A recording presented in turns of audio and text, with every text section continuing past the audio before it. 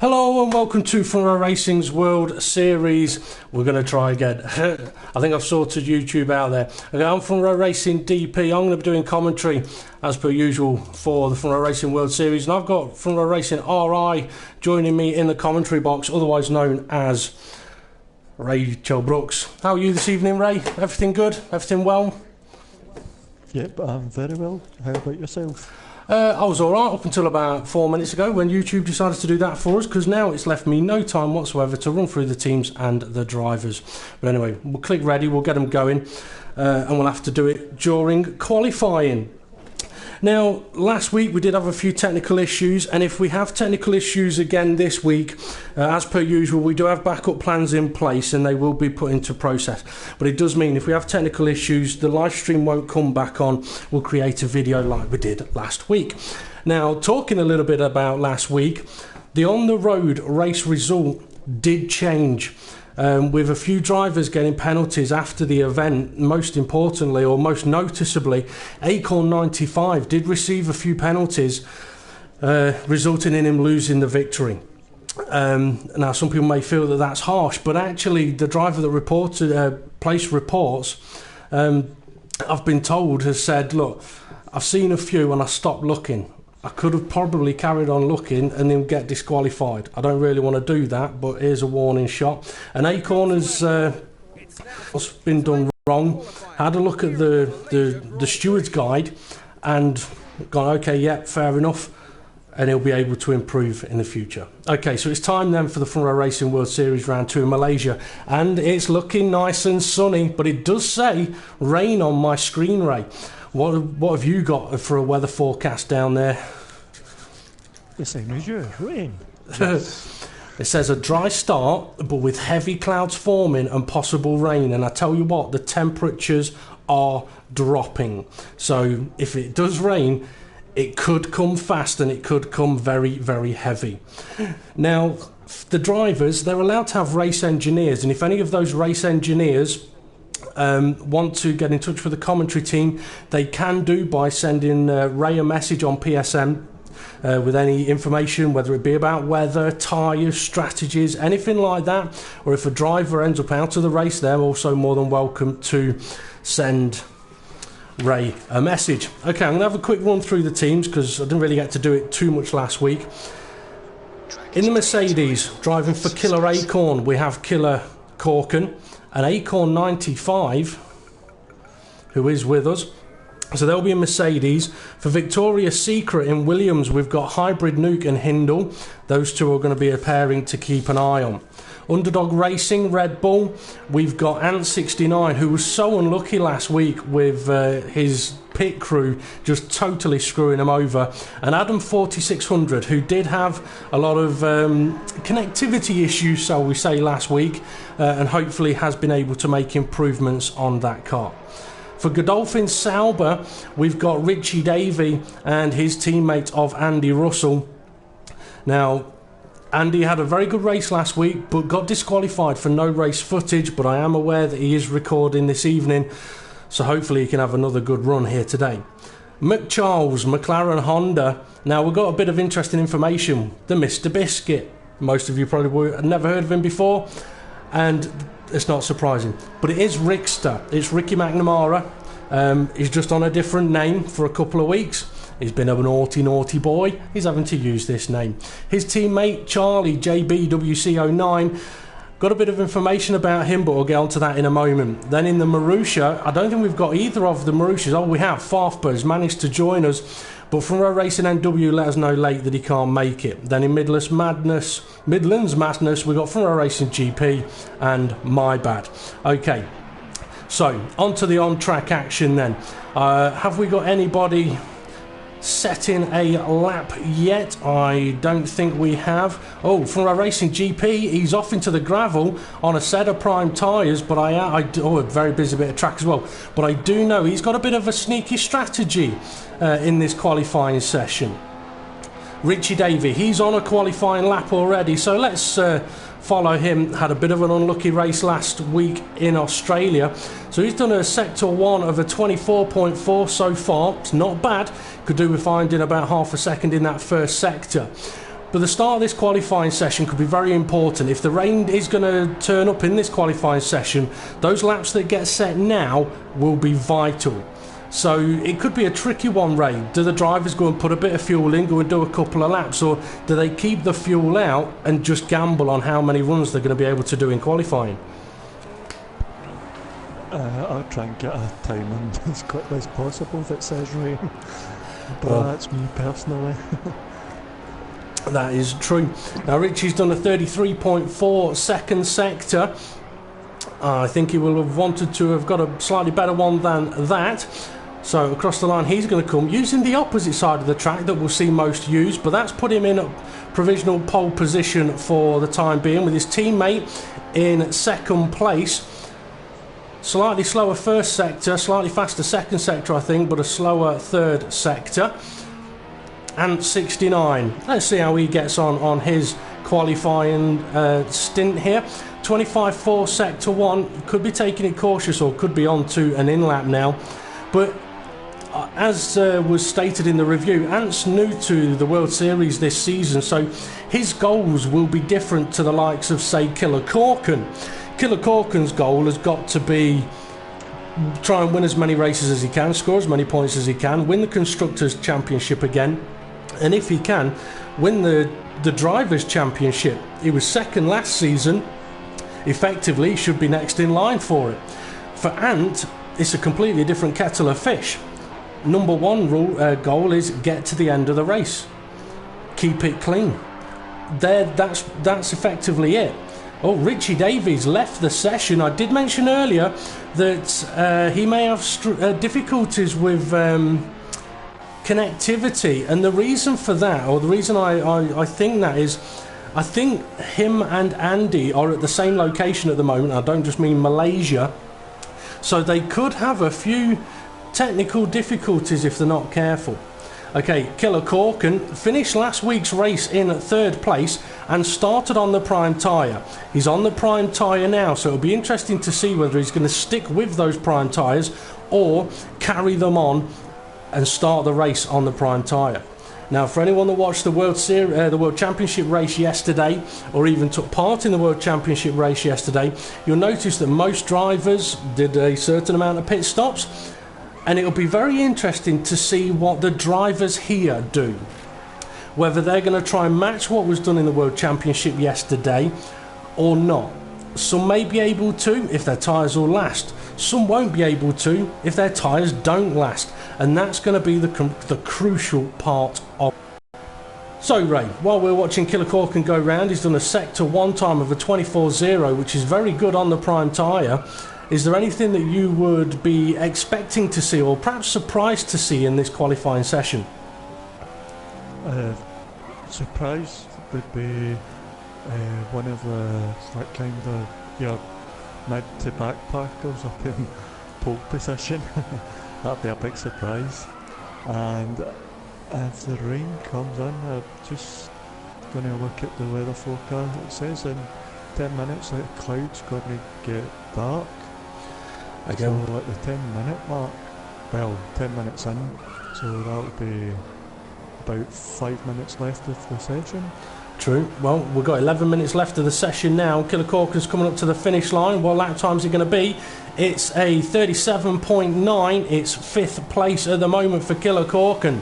Hybrid Nuke. Okay, we know he can be quite quick. He's done a sector 1 of a 24.0 on prime tyres. A sector 2 of a 33.2, but he's going for the pit lane. So I don't know if something happened on that particular lap, or he's just thought, right, let's get back in the pits, time for a different set of tyres. Adam 4600 weaving across the road. Now it does look like intentional weaving, not glitching this week, so we'll leave him be for a moment. Farfba. Now here's a driver that last season, I believe he took his first race win of the season here in Malaysia, but he's in the pits, as is Hindle. Killer Corkin and Adam 4600 are the only ones out there really. I think Adam is on an outlap. So let's have a quick look at the timing screen then. Acorn 95 has gone pole position with a 135.9. I thought for a moment I could hear rain, but it's a car coming down the pit lane. In second is Charlie with a 136.2. Now there could be a surprise. I did mention I would make a comment about Charlie, and that is he's driving wounded today. He's got a bit of an injury. He's chopped off the tip of his finger. Now when I asked him how he did it, he said he was fixing a machine at work, which instantly just made me think, if it's broke, don't get Charlie to fix it because he'll end up in hospital. So don't call Charlie for repairs. Richie Davies in third. Hindle's only in fourth. Killer Corkin fifth. My Bad's in sixth. Andy Russell seventh. Mr. Biscuit in eighth. That's Ricky. Hybrid Nuke in ninth. Adam 4600 10th. Farfborough 11th. And 69 in 12th. And from Row Racing GP, not set a time yet, in 13th place. Okay, so Adam, he's now, well, it says his lap time is 4 minutes now. Obviously that's not going to be completely correct. 24.6 sector 1, so he's had a very slow outlap by the looks of things. That sector 1's not too bad really. I mean, I'm not sure I'd expect Adam to end up sort of on the front couple of rows of the grid, but mid-pack, yeah, it's definitely a possibility. Or he's had to make a change of direction on entry into the corners, and that's running very wide. That'll be his lap over. Perhaps he's just struggling around this circuit. Now from a Racing GP, he's on another outlap on another set of prime tyres. Now I know what he's doing, but I'm not going to tell anybody else what he's doing. But it'll be interesting to see where he can get positioned on the grid. I've got no idea what he's doing. Now Charlie, he's leaving the pits on a set of prime tyres, so we're going to have to keep an eye out for a few of these guys. Hindle, he's also on circuit on a set of prime tyres. I've got a feeling, you know, a few of these guys are going to try and start the race on the prime tyre and run option later on. Will it work? If it's raining. Well, that's true. I mean, will it work? I mean, the risk in this situation is if the quicker drivers do qualify on the prime tyre and they end up further down than they would expect, like for example Killer Corkin perhaps did last week, they could find themselves in a pack that they don't really want to be in at the start of the race. It is a very big risk actually going and qualifying on the prime tyre. Usually the reason you do it is just to go and save some option tyres for your race. So alright, you have a look round. I'm on board with Hindle at the moment, but you have a look round, see if you've got anyone on a flying lap. Changing. Oh, the Plus clouds. 20 minutes there's a raindrop, plus 30 minutes it's a lightning, and Well, then plus 45 minutes it's back to a raindrop. Well, the clouds are coming over a little bit, so we're going to have to keep an eye on the skies. But for the moment, Hindle is heading into turn 1, currently sat in 4th place. I would guess with a time that was set on the prime tyres. Now, I haven't made a prediction for qualifying pole position lap time yet. I know myself and Kev187, we were teetering very low 35s, potentially 34s. I've got a feeling if someone nails a perfect lap here in the World Series, we could be looking at mid to high 35s, but we'll have to wait and see. Yeah, I'll tell you what, if you get Killer Corkin on screen at all, Ray, just keep an eye on him, because he has already set the fastest lap time. But I just want to see how Hindle's going to get on here. He's had quite a nice sector 1, a 24.0. Like I say, on the prime tyres, that's not bad, that. I mean, a really good sector is a 23.6, 23.7 on option tyres. It's the middle sector where the primes really tend to struggle more though, and he's done a 33.2. Again, that's a pretty good sector time. And see how he gets on in the penultimate corner. The corner that is probably hated more than most on this particular circuit, that and turn 11. Okay, now down I was going to say the start-finish, it's the penultimate straight towards the final. Different ways you can approach this corner, and many different ways you can exit this corner as well. Oh, he's taken a very interesting tighter line around the exit of the corner, and across the line he's going to go for a 37.1 and no improvement on lap time. Now Mr. Biscuit, Ricky McNamara, or Rickster 81295 as we usually know him. He's on option tyres. I don't think he's had a lot of practice time, and looking at his sectors, 24.3, it's a bit of a slow sector 1, 32.8 sector 2, not too bad. Could do with finding another half a second there, but let's see what his sector 3 is. Anything very, very low 33s should be good. It's a 40, it's a 37.0, so that's going to put him into 4th place with 4.5 minutes to go. Now Killer Corkin is back out on track on an outlap on a set of prime tyres. My bad, he's just finished a lap by the looks of it. That's put him in 9th place, a 24.6, 33.8, a 39.9. Andy Russell's just done sector 1 on a 26.8. He must have had a bit of a moment there. Farfbert back out on track on prime tyres. Almost sounding like he may have run out of fuel though. Now FRR Racing GP, he's back out, but he's now on options.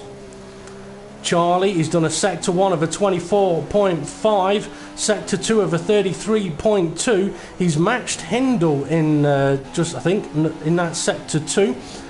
He's currently sat in 2nd place though. I mean, that will have surprised a lot of people, especially if he's doing it on the prime tyre.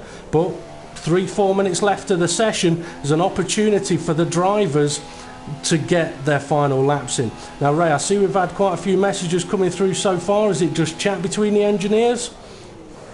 It's just Richard Davis seeing if he's going to get to race. He's in spectate mode, so he'll need to wait till the start. Okie doke. Alright, Killer Corkin, he's gone through sector 1, a 24.1. He's currently in 8th place, and he's on the prime tyres again, so that means he is going to be limited to starting the race on the prime tyre. So around the double right-hander, a nice set of corners if your car can really power around it. I'll have to see what his sector 2 time is going to be. Just about now, 33.5. He may improve slightly, but I don't think he's going to improve a lot. Now FRR Racing GP on his option tyres, let's see what he can do in the final few minutes. He's currently sat in 13th place with no lap time set, so this is a full-on pressure, gotta do it now situation for him. And on the option tyres, he's got to be looking for a sub 24 sector 1 to really make any gains here. It's a 23.9, that's not too bad. And into the fast left, right, all about which line you choose to take and whether your car can handle the change of direction. It looks like it can. Killer made 2 places, he's in 6th. So Killer has managed to jump up a few spots then, so could be worse, could have been 8th. It's not going to be, it's going to be 6th. Okay, GP heading through the end of sector 2. It's a 32.9. I think he'll be disappointed with that particular sector time. He knows that it needs to be about 6/10 faster there really for optimal sort of lap time. Have we got Acorn back out on track, Ray? Yeah, Acorn back out on track. Okay, whereabouts is he? Is he on an out lap? He's coming up to the back straight. Okay, we'll nip on board with him in a second then as My Bad moves out of the way for his teammate. So across the line it'll be then for FRR Racing GP. And what kind of lap time is it going to be? It's a 36.5. It only puts him in 3rd place. Like I said, he'll be disappointed with that particular time, but he has got enough time to go on for another lap. So Acorn 95 then got pole and the on the road win last week. Let's see how he gets on a flying lap on the option tyres. We can see what his previous sectors were: 23.7, a 32.9 and a 39.2. Not bad. He's pulled over. I think he's abandoned this lap. Perhaps he feels he's under no pressure, doesn't need to waste the tyres, but Charlie is out on a set of options. He's pushing it to the finish line to see if he can get another lap in. FRR Racing GP's backed out of his lap. Hybrid Nuke, he's on a fast one, a 23.8 sector 1. Ray, keep an eye on Charlie. He's going to be the last across the line, I think. But Hybrid Nuke like I say, he's had a fairly good sector 1. If he can improve the sector 2 time, he may be able to sneak pole position. Currently sat in 4th place, and he will not want to be in 4th place, as we are now booted from the pit lane and sent up to the commentary box, where I'm not going to get to see any more sector times, and we're looking at Hindle now instead of Hybrid Nuke. So here we got Hybrid Nuke then, heading up to turn 11, I believe that is. Yep, now into the second fast left right, but a kinder fast left right on the tyres and on the car. He's got a Mercedes not far behind him, which could be Killer Corkin, but I don't think that'll be Acorn. So Hybrid Nuke then down the DRS straight. It is a shame we don't get the sector times on this particular view, because it would be nice to know if he is up or not. But around the corner he's going to go, foot absolutely to the floor, or thumb as far pushed forward as it'll go. Is he going to improve his position? He does, takes pole position. Now Hindle into the final corner. I think his session is over though from a Racing GP's is. Oh, Hindle's pushing it hard. He's only in 6th place. He was on the primes early though. He's now on the options. Can he improve? Hindle takes pole position. So it looks like we may have a Victoria's Secret Williams front row. Andy Russell still running. Coming down the back straight to finish his lap. Okay, so can he improve from 4th, which was 2nd? It'd be a good result for the McLaren Honda team if they can. If he can, no, it will be 4th place. And Andy Russell then around the final corner, currently in 11th on a set of prime tyres. Can he get himself up the order at all? That'll be a no, unfortunately for him. And that's it then, session over. So, it is Hindle for Victoria's Secret on pole position. Hybrid Nuke joining him on the front row of the grid, 35s. Acorn 95 for Killer Acorn, then Charlie for Charles McLaren Honda, and then front row Racing GP. He ain't going to be happy. Mr. Biscuit puts the Ferrari in a sandwich. Then we've got Killer Corkin, the first of the prime tyre runners. Adam 4600, Richie Davey, who is hoping to be able to get back in. And then my bad for Midlands Madness, and I wasn't able to see the rest of them, so I do apologise. Time for the rain. Yeah. Okay, so it's time then for the Front Row Racing World Series Round 2 race in Malaysia. Is it going to be wet? Come on, open up those heavens, pour down on the circuit. No, it's glorious sunshine. So the drivers will be getting ready now, contemplating strategies, perhaps even contemplating their grid orders. Richie Davies going to be in effectively 13th place with that 69 12th. I didn't get to see who's 11th then. Andrew Russell 10th.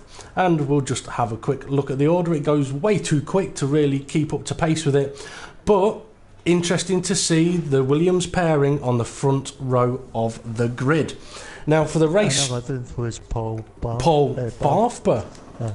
Okay, so Paul in 11th. I don't think he'll be overly pleased about that one. Now tyre strategies, a 3-stop is a possibility, but also is a 2-stop.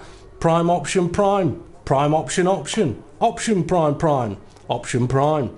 Any of them are a possibility. We'll just have to wait and see what happens. We've got 5 seconds until the lights go out.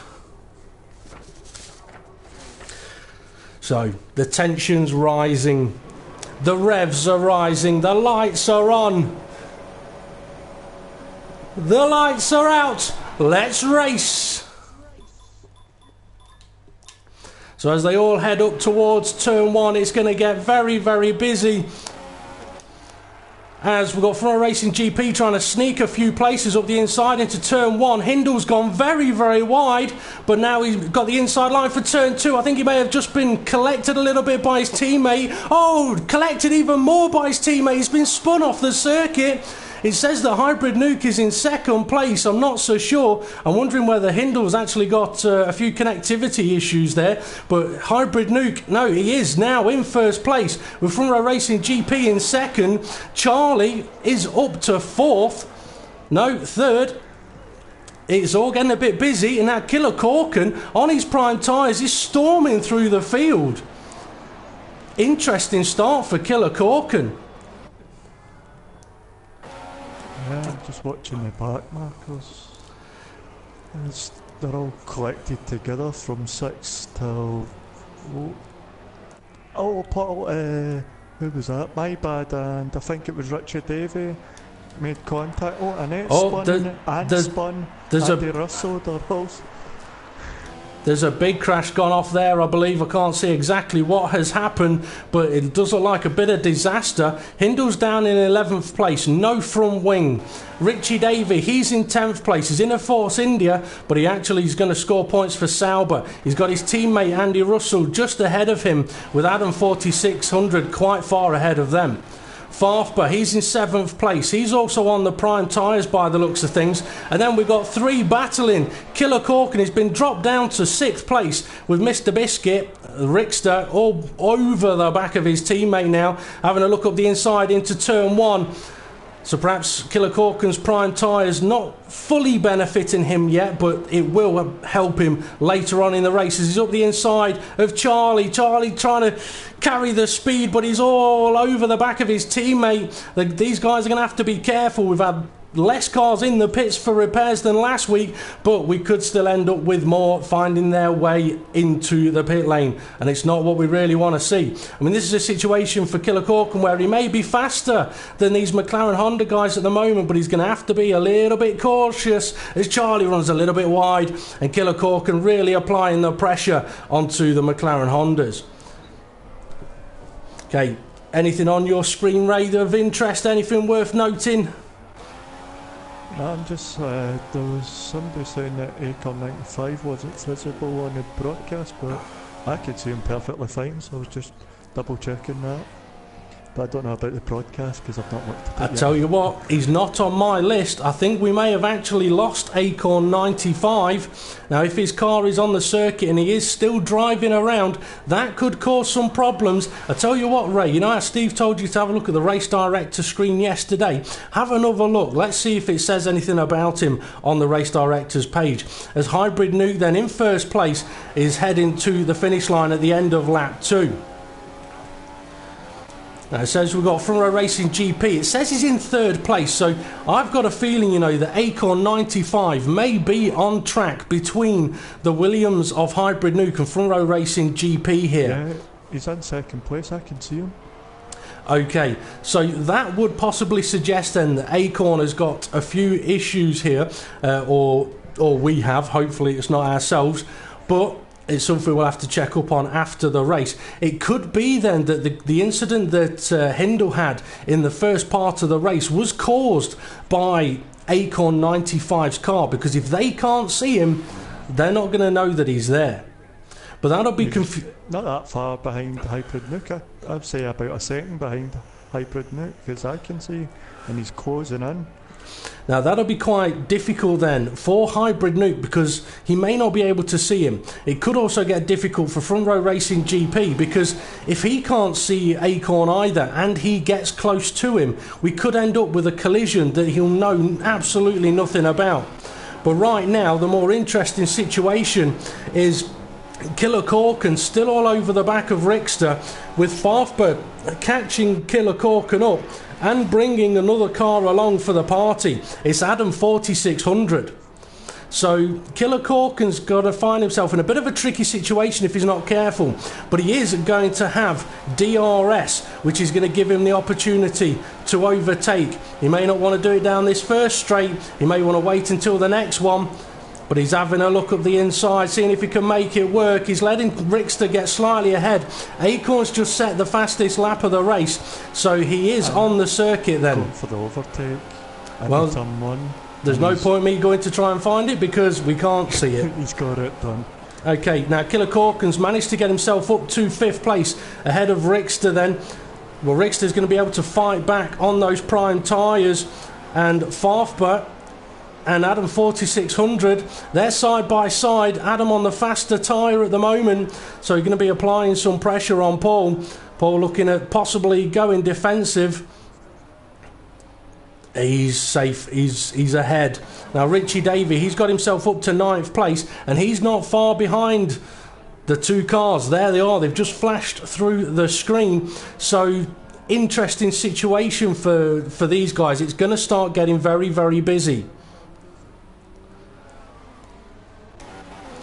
Now, sorry, go on. I'm sure Hybrid Nuke could see him because he was moving round his car. He wasn't going for the apex when Acom was there, so I'm sure Hybrid Nuke can see him. Okay, well, as long as the drivers can see him, that's fine.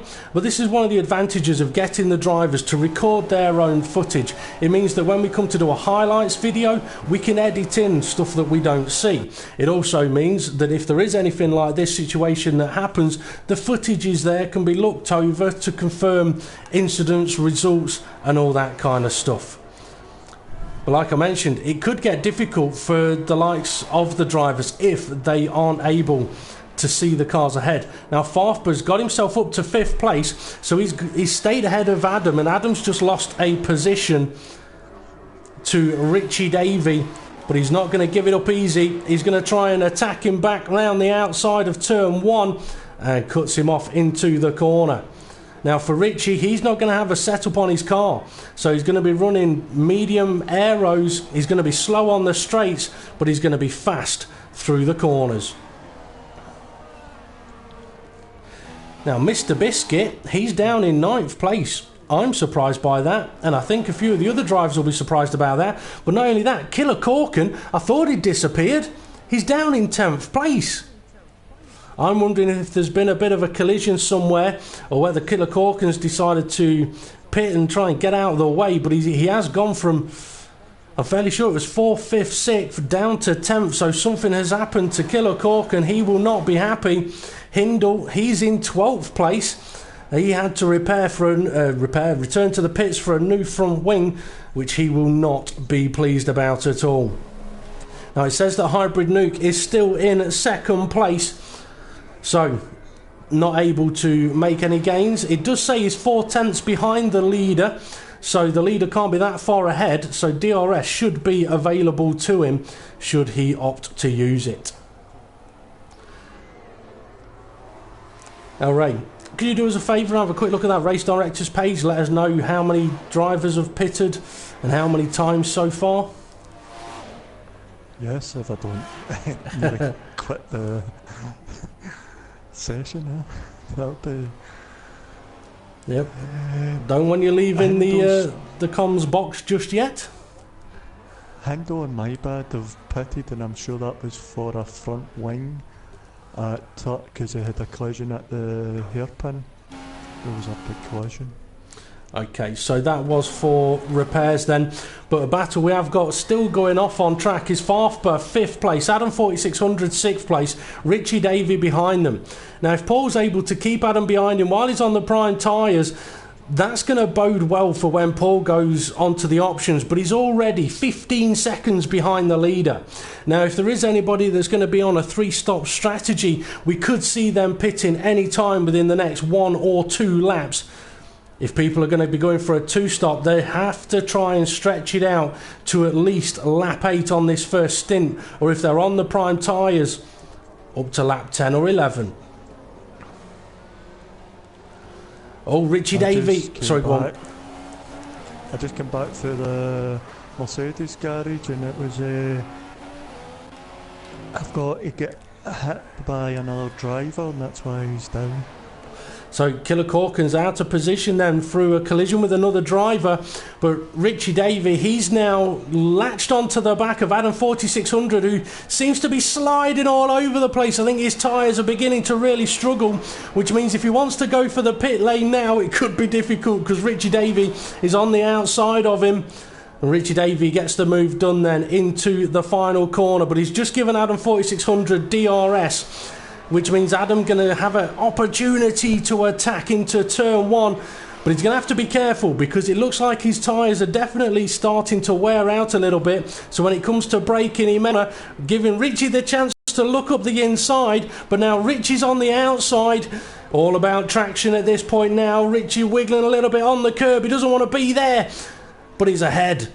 Adam 4600 looks like he may have carried more speed, with Richie going defensive. Going to make Adam go the long way around, and he's able to do it by the looks of things. But is Richie going to be able to attack back? It's side by side, near enough. No, Adam slightly ahead, manages to keep hold of the position.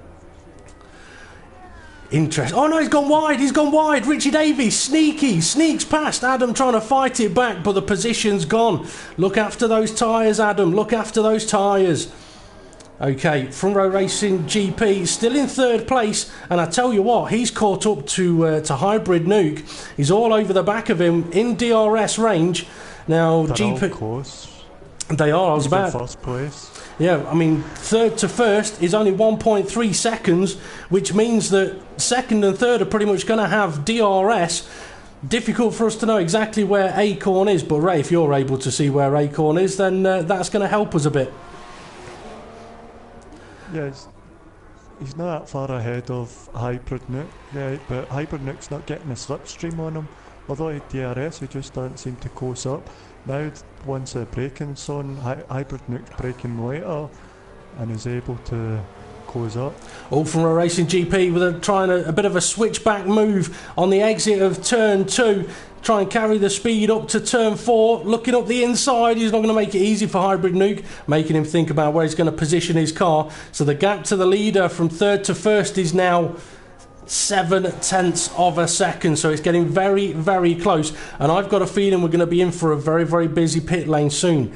Now, I am privy to little tidbits of information, and I do know that tyre wear around this track for some people can be absolutely awful.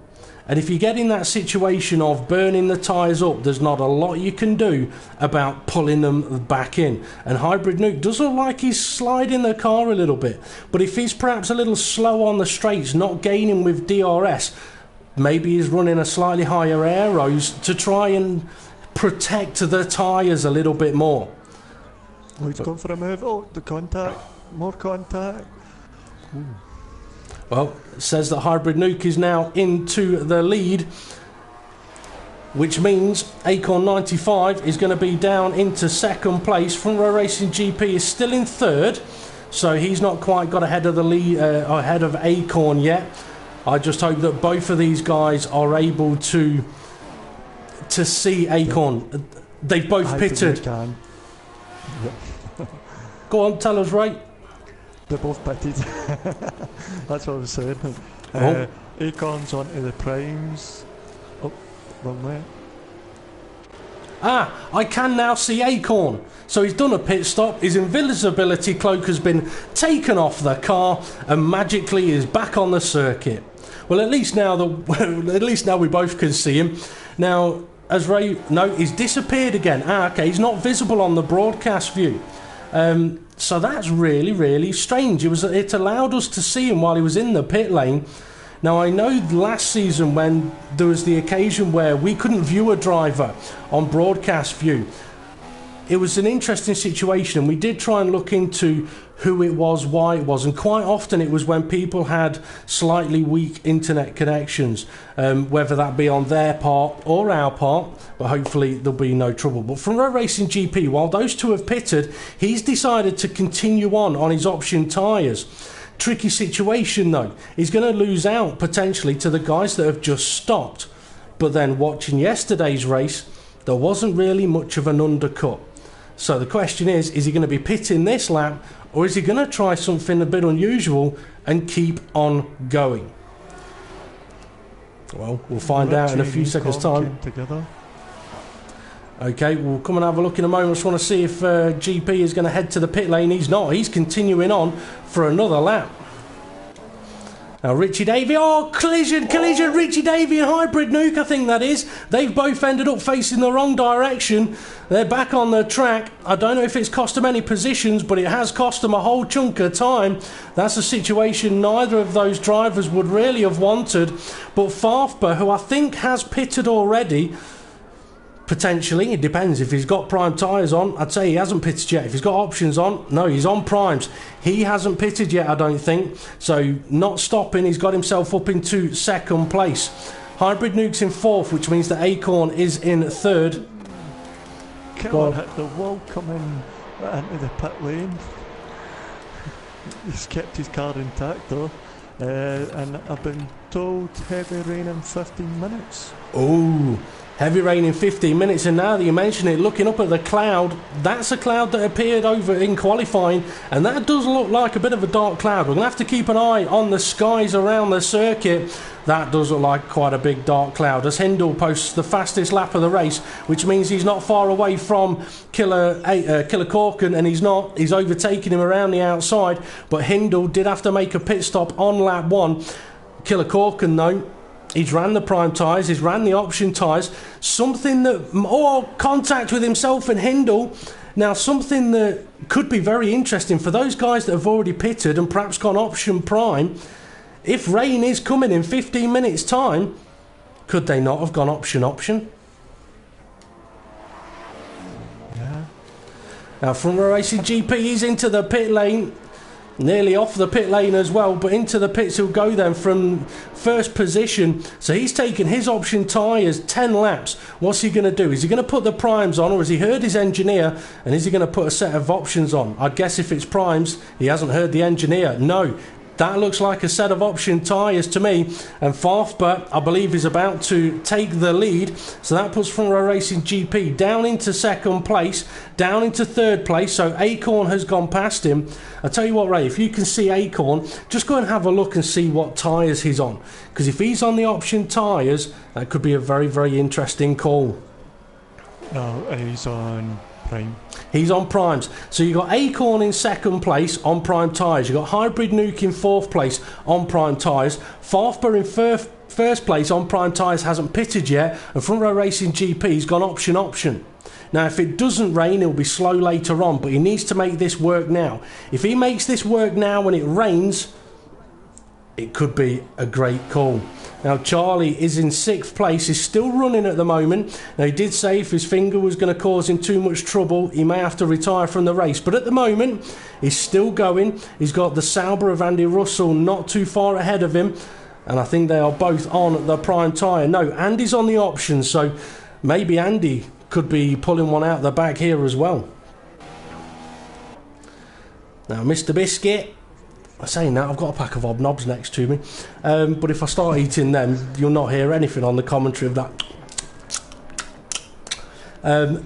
Make what you will of those noises. So anyway, Rickster, we know he's pitted already, seemed to struggle in that first stint, but he's a driver that I think if he struggles in the first stint, it's going to come to him as the race goes on. Now, a little bit of information for you from the Malaysia race last season. Rickster and Farfber were fighting it out for the victory. Now, Paul Farfber, he had the fastest lap of the race. I think we've got a move going on ahead. Rain. Oh, I think I see rain. I'm not too sure. I'm just listening. I can't hear rain at the moment. Sometimes you can hear it before we see it. And it is possible around this circuit that you'll see it at one part of the circuit and not another. But we've got Andy Russell and Charlie attacking each other into the first corner. They've gained a place as well, I think. So someone is into the pits. I think that'll be Farfber. He's made a pit stop. He has. And if the rain's coming now, that could be really, really bad timing for him. I tell you what, let's try and get a bit of an on-board shot while we're watching the Charlie and Andy Russell battle. I can't see any rain at the moment, but as I said, this is a circuit where you can be on a dry track and then you can go round a corner and it's absolutely soaked. So if the rain is coming, the drivers are going to have to be prepared to make that call as Charlie and Andy get close. Charlie on his prime tyres, he had to go defensive and now he's on the attack. And just behind them, we've got Rickster and Farfber, not used to racing for 6th and 7th place, but that's the positions they're in at the moment, with Paul on much, much fresher tyres up the inside into turn 11 with a nice overtake. But he's just gone and given Rickster DRS. Thankfully, though, he's given Rickster the first DRS, and it's the second one that you really, really want. But Paul's ran wide. He's ran very wide. I've no idea who's going to get DRS now. It probably still is Rickster. It is. His DRS is wide open. Is he going to try and make a move into the final corner? He's up the inside. And he can't quite get it done by the looks of things, which means he may still have DRS for the second straight. This could get very, very interesting. Andy Russell, he's into the pits. So Rickster then makes a move, gets ahead. It's 5th place for Rickster. Now, where's Killer Corkin? With the incident he had early on, he's in a battle with Richie Davey and Hindle. Now, they're battling for 9th, 10th and 11th, although it's now 8th, 9th and 10th with Andy Russell being in the pit lane. Now, these guys would not be expecting to battle for 8th, 9th and 10th. I think they're all down there due to collisions, but sometimes that's the way it goes. With Killer Corkin on his option tyres, he's going to be faster than the prime shod Richie Davey. Hindle, though, I don't know how long his tyres are going to last. And listen, I'm fairly sure that is the sound of rain. I'm sure I did hear the sound of rain around turn 3 and 4. See if we can find a car that's going to be heading through those corners soon. I'm trying to keep an eye out for raindrops on the cars as well. It's definitely getting greyer. It's getting darker. The shadows are disappearing, but I'm looking for those streams of water across the racetrack. Now, FRR Racing GP, he's up into 2nd place at the moment.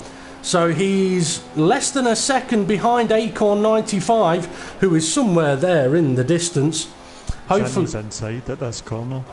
So GP's having a bit of a look for an overtake then into turn 2. We can't see it, but we can tell by the lines he's given a little bit of room. FRR Racing GP up into the lead. No, he's not. He's back down to 2nd.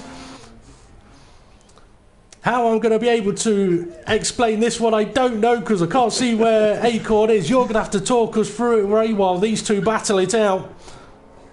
Acorn's just headed out into the lead a wee bit.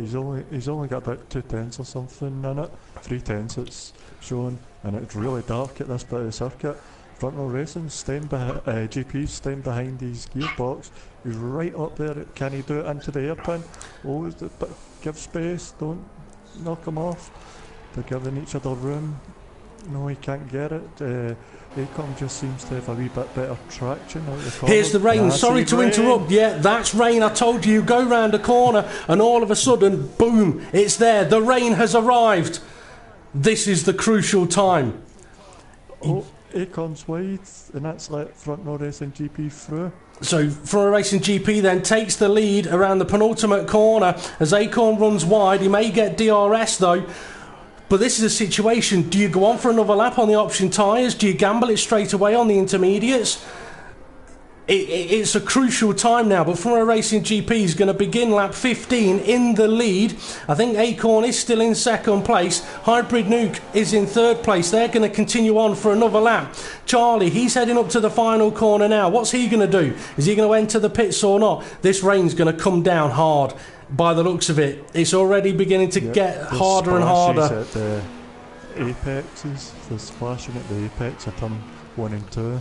Well, so far all of the drivers are continuing on. Killer Corkin 7th place, next around the final corner. Richie Davies following him around the final corner. Oh, I can hear it in my ears. I can hear the sound of the water hitting the tarmac. It's coming down heavier and heavier. Making this call of when to change the tyres will be absolutely crucial. Get it right, you'll win. Get it wrong, it'll be all over. Well, it might not be all over, but it'll feel like it's all over. Now, the options seem to be the better one for this race because Acorn's starting to lose ground to Front Row Racing GP. Okay, now Charlie and Farfber, they're battling it out around the double right-hander of turns 7 and 8. And in these tricky wet conditions, on the racing line is where you really want to be. But Charlie's not. Oh, Paul's turned into him. And there's a collision. They're both off. Is the next driver along going to be able to benefit? Perhaps not, because he's under attack from Killer Corkin. So as they make their way around turn 9 up the hill, it's a difficult traction zone anyway, and in these conditions it's just going to get harder and harder. This is too wet now. They've got to be going. I was going to say they've got to be going for intermediate tyres. So Acorn continues on then. I'm not sure that that's going to be the right call. Ray, keep an eye on Acorn for us, because from what I've just seen on the screen where Killer Corkin and Adam 4600 were, around turn 9 and 10, it's too wet for slick tyres. Just look at the water pouring off the canopy here in the pit lane. It's got to be intermediate tyres. I mean, some drivers may think I'll keep going, I'll put full wets on, but it just simply might not work. So Front Row Racing GP has pitted. We've got Marusha in the pit lane as well, followed by Charlie. So that's Farfba and Charlie both in the pits. That'll be for intermediate tyres. Killer Corkin into the pits for intermediate tyres, followed in by the Red Bull of Adam 4600, and Killer Corkin's been held as that Red Bull comes past. Andy Russell, he's into the pits. Mr. Biscuit, he's into the barrier. The Williams behind him, that's Hindle, he's off the track. Is My Bad going to go for the pits as well? He'll have to soon. He's going to take him a while to get round there. Now, Hybrid Nuke and Acorn, they have both continued on. So they're on prime tyres in wet conditions now, and they're struggling. This could cost them the chance of winning this race. It's all going to depend on how Front Row Racing GP's decision as well. We've just seen Hybrid Nuke go round this corner, and Front Row Racing GP is only 3.5. Well, it says he's 20 seconds, but he's not that far behind them on the intermediate tyres, and he's already made a pit stop. Mr. Biscuit, his race is over. Acorn's struggling to get it round the corners. I am not surprised. So here's Hybrid Nuke then. He's only 3 seconds behind the leader according to that. And look at his sideways down the straight. I'm not surprised they're both struggling. And there's Front Row Racing GP. He's already made his pit stop. He's going to have about 20 seconds on these guys. That's how crucial that call was to get into the pits and get those intermediate tyres on. The question now is going to be, for the likes of Charlie, Farfba, they pitted on the same lap as the now new leader. Are they going to be able to benefit on Acorn? Acorn's went full wets. Oh, so Acorn's opted to try and go onto the full wet tyre then. It could be a good call. It showed me options at the moment. It ain't going to be options. It could be a good call going to the full wet tyre, but if they're still not up to temperature, it's still going to cost him a lot.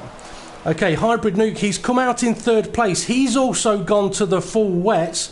Oh, so differences in strategies here then. I did mention some may try and eke it out. We saw that they lost 20 seconds, which means that Front Row Racing GP, if he needs to go and put full wet tyres on, he will have that gap to do so.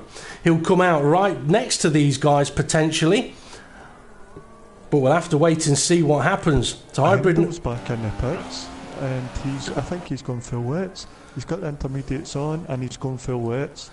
So a few of the drivers that have already pitted then, they're feeling that the inters aren't good enough, as Charlie and Farfba look like they're struggling a little bit. Killer Corkin's still going on his intermediate tyres. Now, in World Series races in the past, we have seen rain like never before in races. We mentioned it at the start of this race. If it rains, it could really, really pour, and it looks like it could get that way. But we have seen it as well. The likes of Richie Davey in the past have taken intermediate tyres through full wet conditions, or even... Oh, so Front Row Racing GP has realised the inters aren't going to cut it. He's going to have to go for those, not prime tyres, he's going to have to go for the full wet tyre. So this will be interesting then as to where Hybrid Nuke and Acorn come out in comparison to him. Hybrid Nuke coming around the final corner. We've got a Ferrari stationary on entry into the pits. I think that was My Bad. I don't know if this had a bit of an issue there, a bit of a moment. But Front Row Racing GP is going to come out of the pits. He's down to third place. So it was a gamble that was worth taking, perhaps not paid off, but he is now on fresher, wetter tyres. Well, fresher, wet tyres. So the battle back on then. First, second and third are going to have to fight it out for the lead. Yeah, could be interesting in the wet. Now Farfba, he's back into the pits for the full wet tyre. Charlie, he's back into the pits for the full wet tyre. Killer Corkin back into the pits for the full wet tyre. and he's managed to jump Charlie in the pit lane, I believe. Charlie will have had to have waited. We've got a Red Bull and a Force India, so I think everybody now on the full wet tyre, and this is where it's an advantage, and it's a good chance for me to say, we're just commentators. Don't take what we say as 100% fact. At the end of the day, we haven't got the wet weather conditions, have we? We don't know what the weather's going to be. That's down to the guys to let us know. And on that point... Andy Russell needed a new front wing. Oh dear, oh dear. So, not going well for Andy Russell then. Now, as we were mentioning about we don't have the information, it can only be sent to us. Is there anything of interest that has been sent to you, Ray? From any of the race engineers? Great call by GP, but now it looks like a great call by Acorn and as a hybrid nuke. Quite possibly, yeah. I mean, the thing is, it wasn't...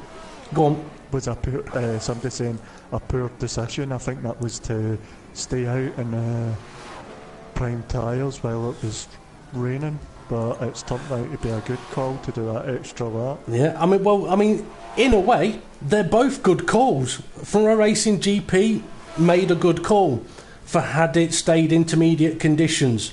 It'd have been 20 seconds ahead, comfortable.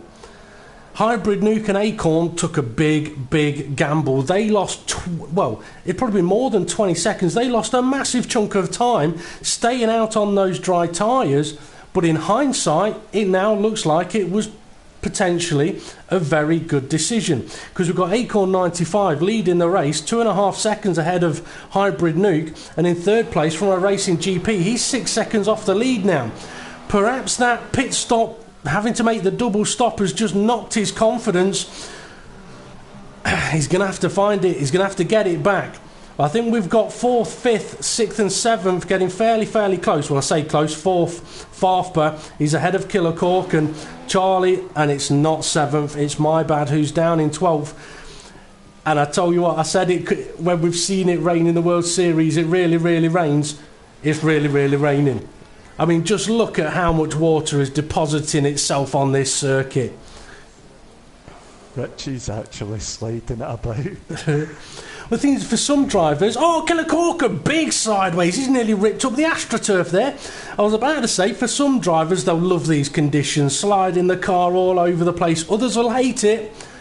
But what I'm going to ask you, Ray, is last season, there was a race where and you said you thought it was going to dry up towards the end of the race and people could go to slick tyres.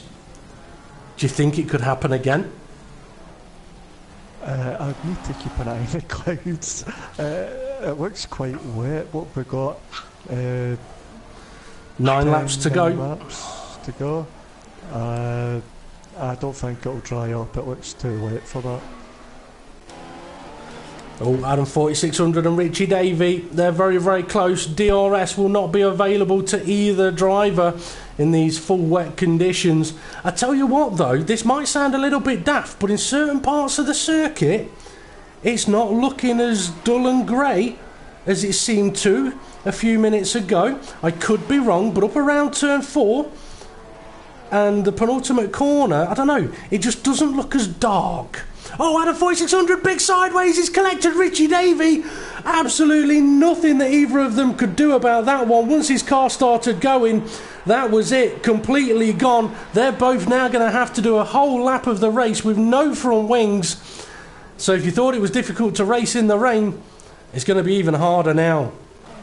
Okay, Hybrid Nuke, he's closed in the gap a little bit to the leader, down to 2.2 seconds.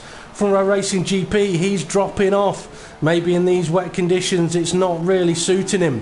Farfber though, he's 36 seconds behind the leaders, and Killer Corkin is an additional 5 seconds further back than that.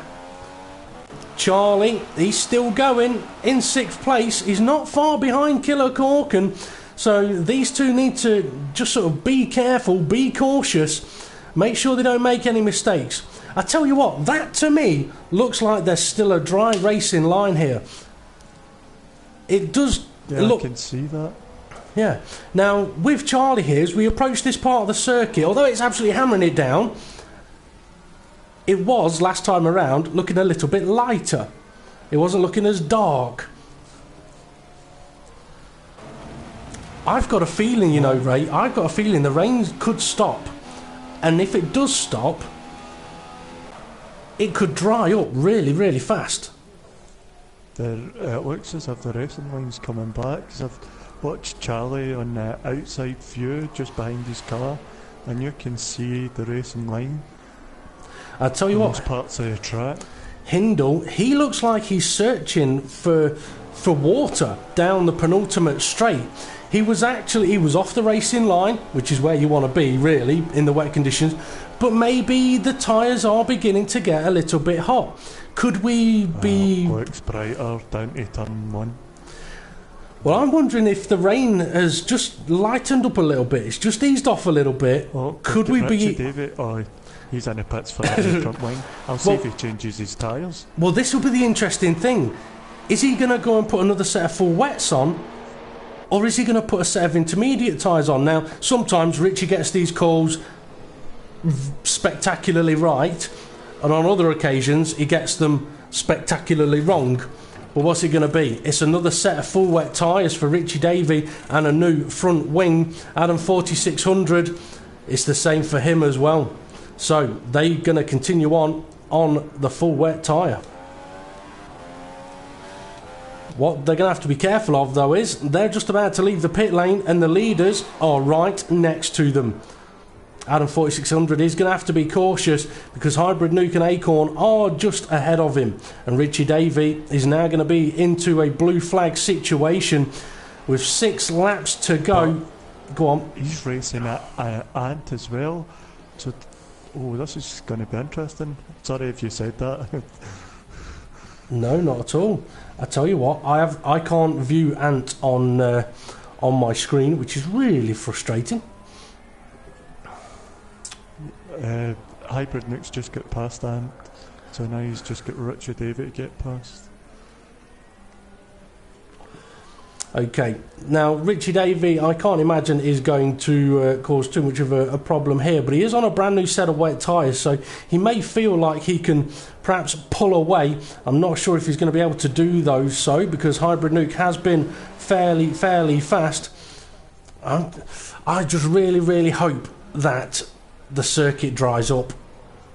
If the circuit begins to dry up and dries up very quick, we could be on for a very dramatic, interesting final couple of laps. I've just asked engineers, so I'll wait to see if I get a reply. Okie doke. Killer Corkin, I think he's closed in the gap a little bit on the overall leaders, so he may have been finding his rhythm as Charlie in the background completely sideways. And now Killer Corkin completely sideways. In these conditions, like I said, it can be fun. It really can be fun. Up until it goes so far sideways, you end up doing what Adam and Richie did. And it's not drying up, I've been told. Oh, so the weather forecast says it's not going to dry up. I don't know. Maybe it won't. Maybe it's just the hopeful side of me that it will dry up. I would like it to, just to throw another change into the mixture for the drivers getting the call correct. I mean, with Richie Davey and Adam continuing on the full wet tyres, okay, you say, yeah, it definitely needs the full wet tyres. And looking at the amount of spray that's being kicked up, you could agree with it. But it's just, it doesn't need the rain to ease off much to contemplate the intermediate tyre and as to whether that is going to be a faster tyre at this stage of the race. But we're into that realm now of there's only 5 laps to go. Wait, the race engineer's just changed his mind. He says it's drying, sorry. And it's been confirmed. And that's from the Mercedes garage. Oh, so the Mercedes garage have probably a bit of confusion in communicado, but either that or they're just trying to get people to go onto intermediate tyres or dry tyres. But the stories are that we could have the circuit drying up. The problem is, as I was about to say, there's 5 laps to go. If you make a stop now, others have to do it as well for you to benefit. If if someone was to gamble it and go on the dry tyres at a certain point and others stay on the wets, staying on the wets could ruin your race. Gamble it the other way, it's such a big call, such a difficult call. Charlie looks like he's struggling on those full wet tyres now.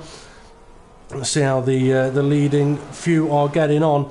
Hybrid Nuke is now 3 seconds behind the race leader. He's got Richie Davey right behind him. As we know, that's not for position. I tell you what, if it'd need to stop raining very, very quick for the track to really start drying out. But we've seen it happen. We've seen what happened at Hungary last season, where it was dry, rained for one lap, and anyone that stayed on the dry tyres lost out. Anyone that pitted on the second to last lap benefited. Could we have the reverse effect here? It's a possibility. It really is a possibility, but it'd need the rain to stop within the next lap and a half. The puddles ain't as big. The rain. Can't see the puddles on here. There's no puddles on the track from my view. Hybrid Nuke's just had a massive wiggle. I'm wondering if the grip's beginning to go a little bit. Well, I was about to say as well, I mean, you're right, Ray. It doesn't look like there's as many puddles. And these full wet tyres, they want puddles. The raindrops, as we can visually see, are not as heavy. They're not as big. It almost looks like... are supposed to be pitting. Oh. Both drivers. Are they... Killer's on inters. He is. So Killer Corkin then, he's gone to the intermediate tyres. So he's made the call. He's made the decision. Acorn, the leader's in for inters. Hybrid Nuke's jumped in. Oh. So... Front row GP's already on inters, so he might get the undercut. So while we were discussing it, he's already made his call. If he's made the call right, the thing is he dropped off quite a lot on those wet tyres. The problem is, if this is going to keep getting dry, they may have to pit again.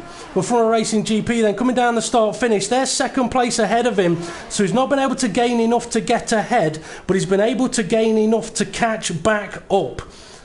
The question now would be, are we going to end up in a situation where the track goes dry and they need the dry tyres? Because it hasn't taken long to go from full wets to intermediates. Now Hybrid Nuke is only just under 3 seconds behind Acorn, the leader. So, this is where now, if these intermediates just burn up, if you go onto a set of option tyres, you need the other guy's tyres to absolutely destroy themselves. I'm just wondering if anyone gambled and went straight to a dry tyre. Killer Corkin, he's managed to get himself up to 4th place ahead of Farfba. He's on the intermediate tyres as well, but now down in 5th. On options. So Hindle then, with 3 laps to go, he's gone for the gamble. He's a minute, well, it says up there, he's a minute 14 behind the leader. He's not going to catch the leader, I don't think, but he's gone for the gamble. Others may have to stop if it does need the dry tyre, but if Hindle's got it slightly wrong, he's going to gain absolutely nothing. I wondered if someone was going to try it. Andy Russell, he's leaving the pits on a set of intermediate tyres. Richie Davies back into the pits to get rid of his full wet tyres. Adam 4600 is on his way into the pits to get rid of his. And my bad. On options. He has. He's just gone option tyres. He's also had to change the front wing. So I think there's been a problem there for my bad. But he's going to come out of the pits. Options. So a few of them have gone. From a Racing GP, he's back in the pits. He's back in the pits, so that's got to be for a set of option tyres. What about Acorn 95? Acorn 95, he's pitted for a set of option tyres. Hybrid Nuke, I bet. Ready for GP. He's no. Time in the pits. Oh, that'll be because his teammate was in the pit lane. Hybrid Nuke, he's continued on the intermediate tyres. He's only got 2 laps to do, but if this just dries up too much, those tyres will not last. Now, from a Racing GP, as you said, he got held up in the pit lane. We saw my bad making a stop slightly before him. And annoyingly, if you're close enough, the pit crew will stay there, cost you a couple of seconds, and you can get going. If the pit crew make their way back into the garage, you can lose a bucket full of time. And I tell you what, Farfba, he's not that far behind from FRR Racing GP, but he's continued on the intermediate tyres. Now, FRR Racing GP is 7 seconds, it says, from the leader. That's going to change when they get through Sector 2, I reckon, because Hybrid Nuke is around the penultimate corner.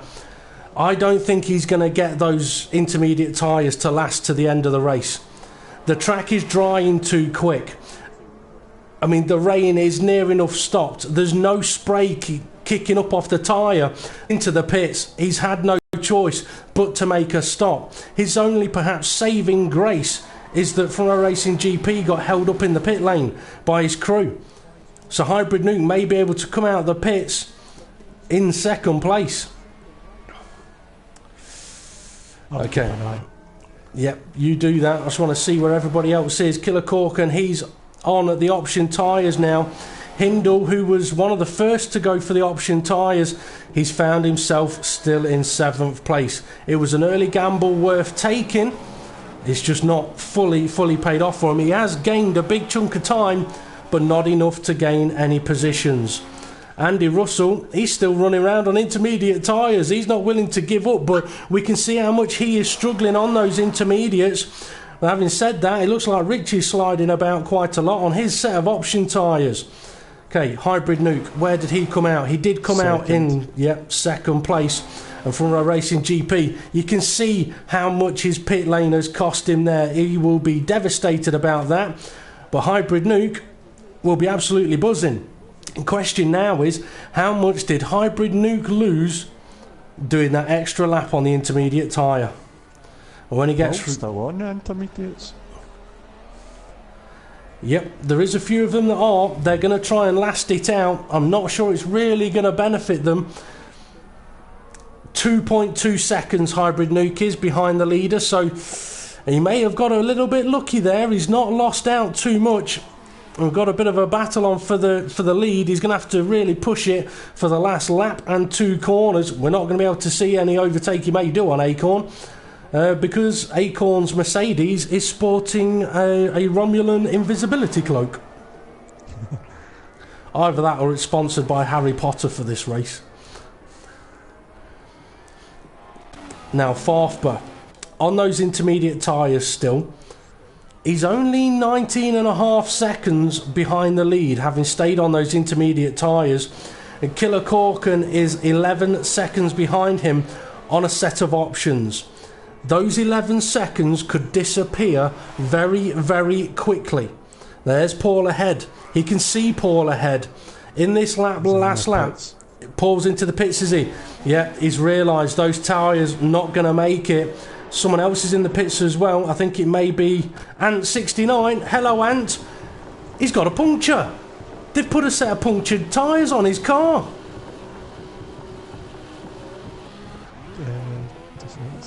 Try to find him. Well, his pit crew screwed him over last week. They've screwed him over even more now.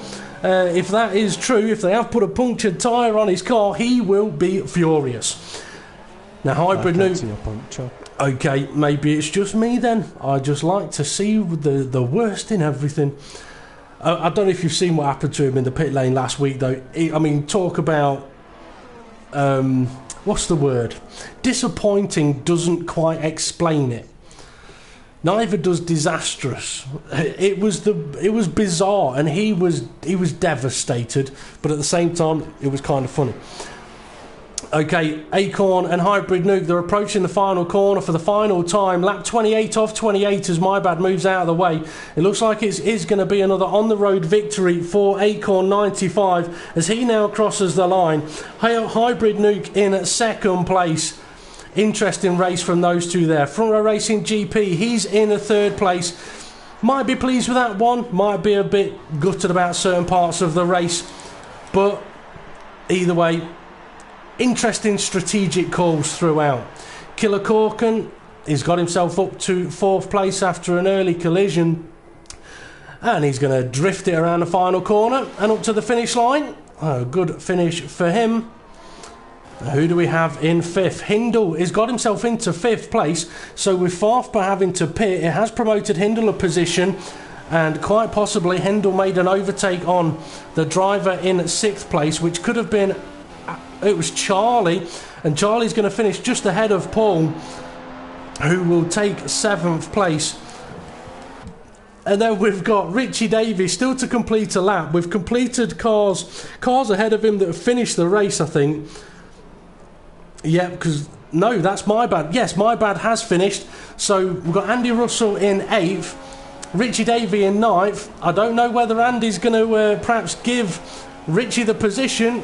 He hasn't had much choice about it, because Andy Russell, who is currently battling a car whose race has finished, Andy Russell is still on the intermediate tyre.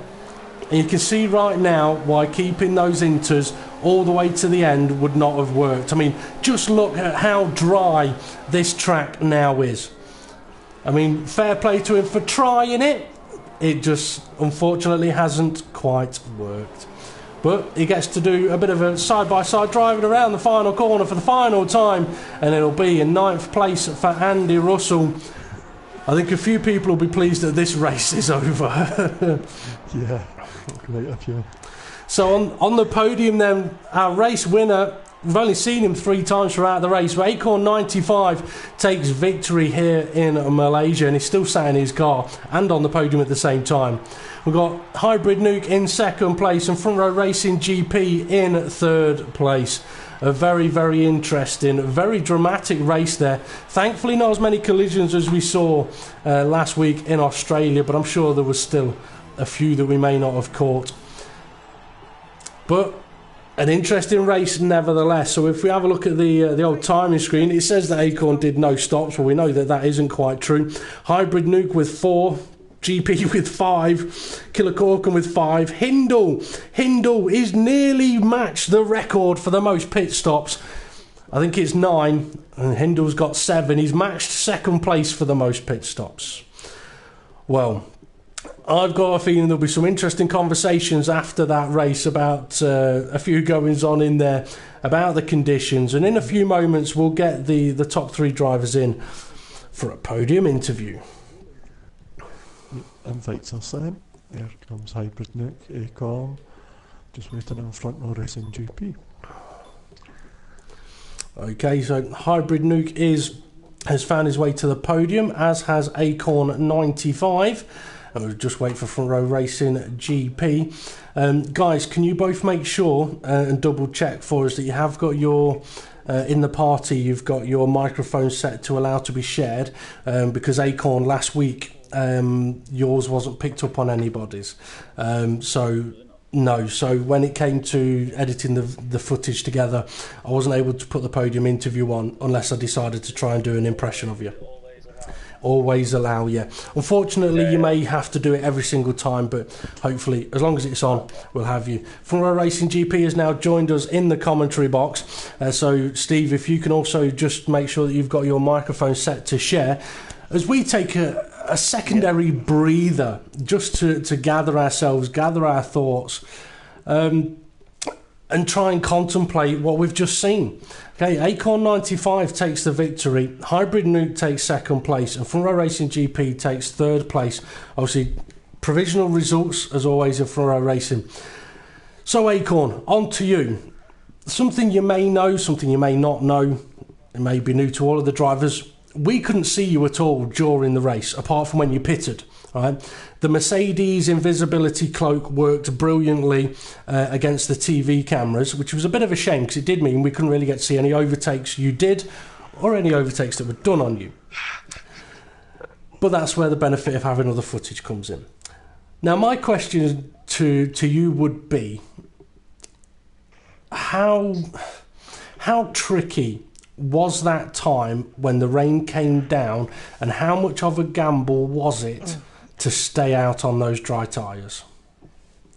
Well, I think when I changed to the wets, I literally changed to the wets on the pit entry. Like, I was going for intermediates, and then I changed it like as soon as I went in for them, like the entry. So yeah, that was probably the latest call I've ever had to do, but it paid off anyway.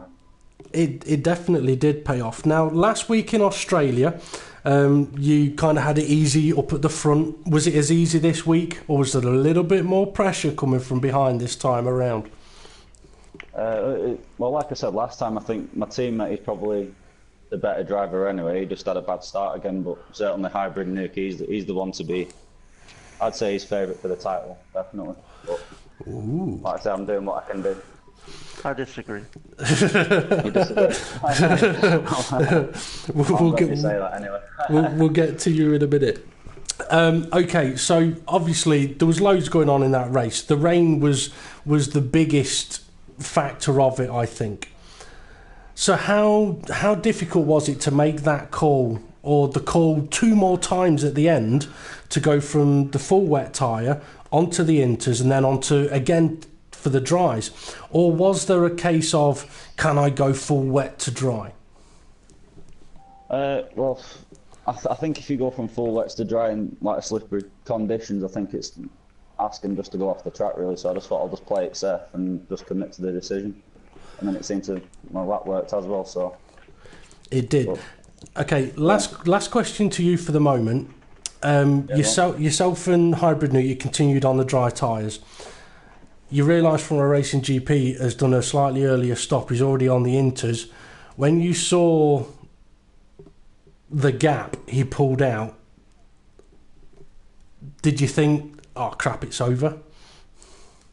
Well, I think even then, I didn't even realise that he'd actually hit it, so I was a bit surprised when there was like 3 of us back in contention again. So it certainly shocked me there, because it was the race engineer that told me that front row racing's caught back up again. So yeah, well, I didn't actually realise that up until near the end.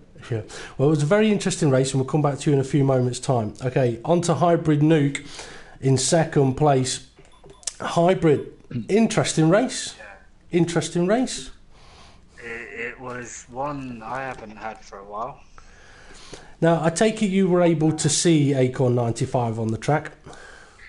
I was definitely able to see him for sure. Why didn't you crash him off then? Why did I crash? No, why didn't you? Are you having a laugh, mate? It was a joke. It was a joke. It wasn't a joke. It wasn't a joke. So I think directors need to release a how to defend video. I say we from Row Racing, we used to do videos about race starts, attacking, defending, all that kind of stuff, but I don't do those videos anymore. Okay, the race start, you and Acorn managed to pull away at the start. You got from the Racing GP not too far behind. Did you think it was just going to be a 2-horse fight at the front? And what was your thoughts? Was it always dry to full wet, or was it a late call for you as well? Well, as for the start, I got a pretty good start, but I saw Hinder on my right got a bit of a late getaway, and then I knew somebody would be coming up the inside, so I went a bit deeper to come back in, and then Acorn got slightly ahead, closed off the corner, which there was a Ferrari. I don't know if it was UGP, but I was right in the middle of Hindle because he got knocked, and I was in the middle like, please don't. And then he got crashed out, and the race went on. But as for the rain, I know from experience that when it says heavy, just go straight to the wets. And I was really banking on getting that right, but it was just that one lap where it just poured. And thank God to Hindle, because he was so far behind and did an excellent recovery drive. We were talking the whole way through as to what tyres to be on at that time. So got it wrong at that moment, but right the rest. Did you use him as a bit of a guinea pig then on the tyres? Yeah, I mean, he kind of volunteered. We both knew he had to really get it back. So it was basically him taking the risk, and it paid off for him. I mean, he did excellent. Well, we did spot that he was he was the first to go on to the dry tyres at the end. Now, you yourself, you went a lap longer on those intermediate tyres. Do you regret that decision? No, it felt really nice. I mean, it's still provisional, so it felt good at that moment to be on the inters. Well, very good effort. and we shall look forward to what you can do in China. On then to Front Row Racing GP. It looked like you had a very good start. Managed to get yourself up there and thereabouts. Hindle, we see, goes flying off, taking a Williams on a different racetrack. When you made that decision, when the rain came, to make that pit stop, there was people messaging Ray saying, or messaging on the YouTube channel, GP's made the perfect call there, because at that time it appeared to be the right call.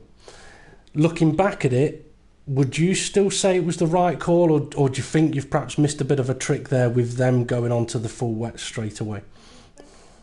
Well, I always say be on the right tyres at the right time, no matter how many pit stops, and that's what I've been told in the past. So I will always stand by that decision I made. And also, my pit crews did say to me, light rain, not heavy rain. Oh. So it's interesting how different pit crews give different information. Even the information that my teammate, my bad, was getting was different to the information I was getting. He was getting told 10 minutes, and I said to him, I've just been told 5 minutes when the rain's coming. So that was different as well. And I don't know whether that depends on what part of the circuit you're on at what point they tell you, but I wasn't 5 minutes ahead of him. It could have been perhaps that he was a couple of laps down by that point. That was when the rain was coming. He was still on the same lap at that point. Okay. But yeah, I'll always stand by the decision. I was a bit surprised that the other two went straight for wets. I was kind of hoping that they'd have gone inters and then would have had to have gone wets again. If that had have happened, I would have had a 20-second gap on them. Yeah. Yeah. It was that close. I mean, had it been intermediate condition and they'd gone full wets, you would have had that gap. Unfortunately, it went full wets and you had to pit again. Now, later on in the race, we did see that your pit crew seemed to hold you up a while. I think because your teammate had just made a pit stop, a long one, for a new front wing. Did that cost you any chance of really attacking in those final couple of laps? That pit stop, I was stationary for 9 seconds. And so that pretty much blew all my chances of catching up Hybrid Nuke at that point. I mean, if that pit stop had been the standard 2 seconds, I think because of the timing of that pit stop compared to Hybrid Nuke, I'd have been right on top of him. So it would have been interesting, but yeah, unfortunately, I did see that my bad was in the pits. But yeah, you needed a new front wing, unfortunately, so he didn't get that. The thing is, when I went into the pit lane, he was actually already on the way out. Yeah. There was no reason for me to be held up at all. Other than you guys had to run into the pits and then run back out. Yeah, they had to go and get your tyres, and they don't like doing that. They prefer to stand still. Anyway, well done to you. Good race. I'll be interested to see what you can do at the next round in China. So we'll move back to Acorn 95 for the final couple of comments. Obviously, we haven't seen anything of how your race really went, and I'm sure there'll be a couple of drivers and even some of the viewers that will be interested to perhaps watch some of your footage, just to see how you got on. I mean, it's what the drivers do. You watch each other's footage and see if they can learn anything. That's one thing a lot of people do.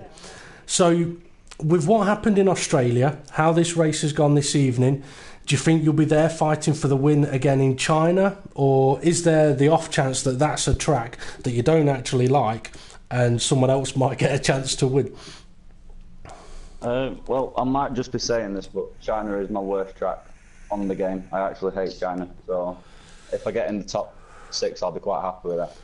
Oh, well, that will be very, very interesting to see next week in Front Row Racing World Series in China. Okay, thank you very much to Acorn 95 and to Hybrid Nuke and Front Row Racing GP for taking the podium. Well done to all the other drivers, giving us a very, very interesting race there. Thank you very much as well to all of the viewers and anyone that has sent messages in. I'll just quickly hand over to Ray. Ray, have you had any team engineers send any late messages in, or any of the other drivers send any messages in with any interesting bits of information? No, just saying there was a wee incident at turn 1, I think it was. They're just having a discussion. There's not been any messages sent in for me. Okay, well, we'll mention it again. The team engineers or even the drivers, they're more than welcome to message Ray once the race is finished as well. Give a couple of comments about what happened in their race, and if it's something that we haven't picked up, we can always talk about it at the end. But anyway, Handle's quitting. You did say joking. Well, we've not heard that bit. Right, someone find a replacement. No. I know who your new teammate could be. Okay, it begins with F1, or is it? Anyway, that's going to be it. That's going to be it for a Racing World Series. Thankfully, Hybrid Nuke managed to get further than 2 corners this time and get himself onto the podium. Well done.